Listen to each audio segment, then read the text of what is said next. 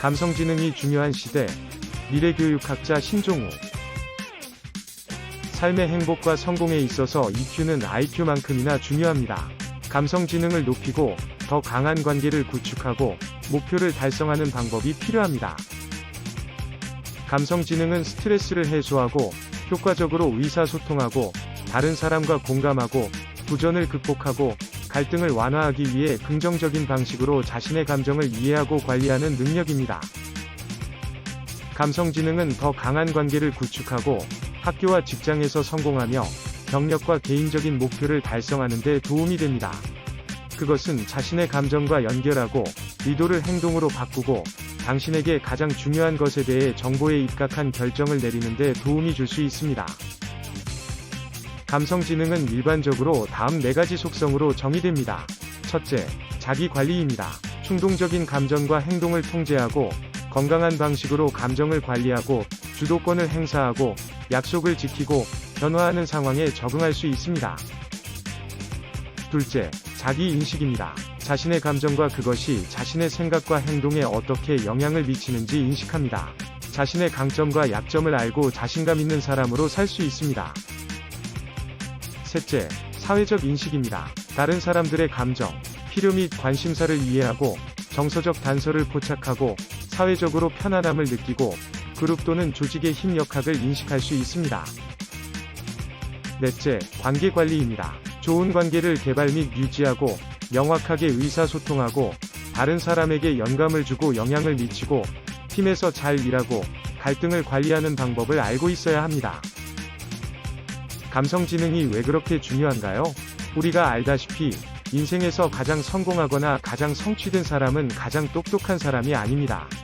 당신은 아마도 학문적으로 뛰어나지만 사회적으로 무능하고 직장이나 개인적인 관계에서 성공하지 못하는 사람들을 알고 있을 것입니다. 지적 능력이나 지능 지수만으로는 인생에서 성공하는 것은 쉽지 않습니다. 예를 들면 IQ는 대학 진학에 도움이 될 수 있지만 최종 시험에 직면했을 때 스트레스와 감정을 관리하는 데 도움이 되는 것은 EQ입니다. IQ와 EQ는 함께 존재하며 서로를 융합할 때 가장 효과적입니다. 감성지능은 다음에 영향을 미칩니다. 첫째, 학교 또는 직장에서의 성과를 나타냅니다.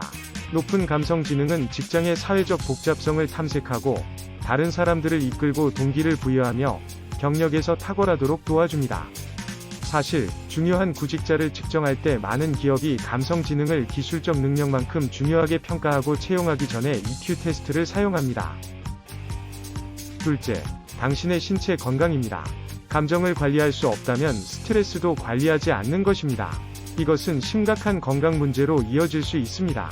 통제되지 않은 스트레스는 혈압을 높이고 면역체계를 억제하고 심장마비와 뇌졸중의 위험을 높이고 불임에 기여하며 노화 과정을 가속화합니다. 감성지능을 향상시키는 첫 번째 단계는 스트레스 관리 방법을 배우는 것입니다. 셋째, 당신의 정신건강입니다. 통제되지 않은 감정과 스트레스는 또한 정신건강에 영향을 주어 불안과 우울증에 취약해질 수 있습니다. 감정을 이해하거나 편안하게 지내거나 관리할 수 없다면 강한 관계를 형성하기 위해 고군분투하게 될 것입니다. 이것은 결국 외로움과 고립감을 느끼게 하고 정신건강 문제를 더욱 악화시킬 수 있습니다. EQ 향상을 위한 4가지 핵심 기술을 알아야 합니다. 감성지능을 구성하는 기술은 언제든지 배울 수 있습니다.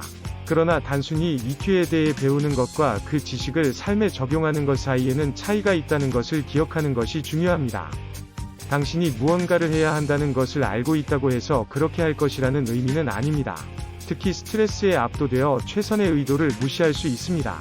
압력을 받는 방식으로 행동을 영구적으로 바꾸려면 감정적 인식을 유지하기 위해 순간과 관계에서 스트레스를 극복하는 방법을 배워야 합니다.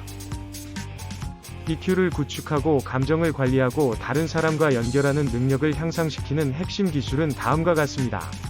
첫째, 자기관리입니다. EQ를 사용하려면 감정을 사용하여 행동에 대한 건설적인 결정을 내릴 수 있어야 합니다. 지나치게 스트레스를 받으면 감정을 통제하고 신중하고 적절하게 행동하는 능력을 잃을 수 있습니다. 스트레스가 당신을 압도했을 때를 생각해 보십시오. 명확하게 생각하거나 합리적으로 결정하는 것이 쉬웠습니까? 아마 아닐 것입니다. 지나치게 스트레스를 받으면 자신과 다른 사람의 감정을 명확하고 정확하게 평가하는 능력이 손상됩니다. 감정은 자신과 다른 사람에 대해 알려주는 중요한 정보이지만, 우리를 안전지대에서 벗어나게 하는 스트레스에 직면하면 압도되어 자신을 통제할 수 없게 될 수 있습니다. 능력으로 스트레스 관리 감정적으로 현재 상태를 유지하면 생각과 자제력을 무시하지 않으면서 속상한 정보를 받는 법을 배울 수 있습니다. 둘째, 자기 인식입니다. 스트레스 관리는 감성 지능을 구축하는 첫 번째 단계에 불과합니다. 애착의 과학은 현재의 감정적 경험이 어린 시절의 경험을 반영할 가능성이 있음을 나타냅니다. 분노, 슬픔, 두려움, 기쁨과 같은 핵심 감정을 관리하는 능력은 종종 초기 생애의 감정적 경험의 질과 일관성에 달려 있습니다. 타인이 당신의 감정을 이해하고 소중히 여겼다면 당신의 감정은 성인 생활에서 귀중한 자산이 되었을 것입니다. 마음챙김은 판단하지 않고 의도적으로 현재 순간에 주의를 집중하는 연습입니다. 마음챙김의 수련은 불교의 뿌리를 두고 있지만 대부분의 종교에는 유사한 기도나 명상 기법이 포함되어 있습니다. 마음챙김은 생각에 대한 집착을 순간의 감상, 신체적, 정서적 감각으로 전환하는 데 도움이 되며 삶에 대한 더 큰 관점을 제공합니다. 마음챙김은 당신을 진정시키고 집중시켜 그 과정에서 당신을 더 자각하게 만듭니다. 셋째, 사회적 인식입니다. 사회적 인식을 통해 다른 사람들이 당신과 의사소통하기 위해 지속적으로 사용하는 주로 비언어적인 신호를 인식하고 해석할 수 있습니다. 이 단서는 다른 사람들이 실제로 어떻게 느끼는지, 감정 상태가 시시각각 어떻게 변하는지, 그리고 그들에게 진정으로 중요한 것이 무엇인지 알려줍니다. 사회적 인식을 구축하려면 사회적 과정에서 마음챙김의 중요성을 인식해야 합니다. 결국 당신이 머릿속에 있거나 다른 것에 대해 생각하고 있을 때, 또는 단순히 휴대전화에서 멍하니 있을 때 미묘한 비언어적 신호를 포착할 수 없습니다. 사회적 인식은 순간에 당신의 존재를 요구합니다. 넷째, 관계관리입니다. 다른 사람들과 잘 협력하는 것은 감정적 인식과 다른 사람들이 경험하는 것을 인식하고 이해하는 능력으로 시작되는 과정입니다.